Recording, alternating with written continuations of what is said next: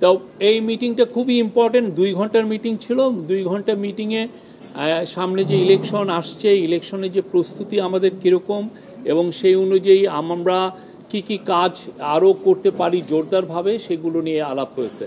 প্রথম ছিল যে কোঅর্ডিনেশন বাড়ানো, আর্মি, পুলিশ এবং গ্রাসরুটের যে লোকাল অ্যাডমিনিস্ট্রেশন, এদের মধ্যে কোঅর্ডিনেশন বাড়ানোর কথা বারবার জোর দিয়ে বলা হয়েছে এবং এই কোঅর্ডিনেশনটা লোকাল লেভেলে এবং এটা একটা ন্যাশনাল লেভেলে, দুইটা জায়গায় খুব দ্রুততার সাথে এটা কোঅর্ডিনেশন বাড়ানোর বিষয়ে জোরদার করে বলা হয়েছে।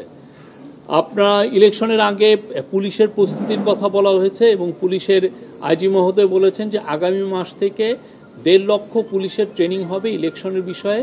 সেপ্টেম্বর থেকে, আগামী মাসটা সেপ্টেম্বর, অক্টোবর এবং নভেম্বরে 1.5 লক্ষ পুলিশের নির্বাচন বিষয়ে তাদেরকে ট্রেনিং দেওয়া হবে।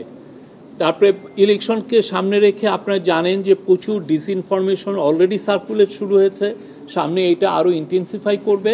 তো এইটাকে সামনে রেখে ন্যাশনাল ইনফরমেশন একটা সেন্টার, যেখানে আমরা খুব দ্রুততার সাথে এই ডিসইনফরমেশনগুলোকে আমরা ডিবাঙ্ক করতে পারবো, সেইটার একটা ক্রিয়েট করার চিন্তাভাবনা হচ্ছে এবং এইটা নিয়ে অনেক বিশদ আলোচনা হয়েছে।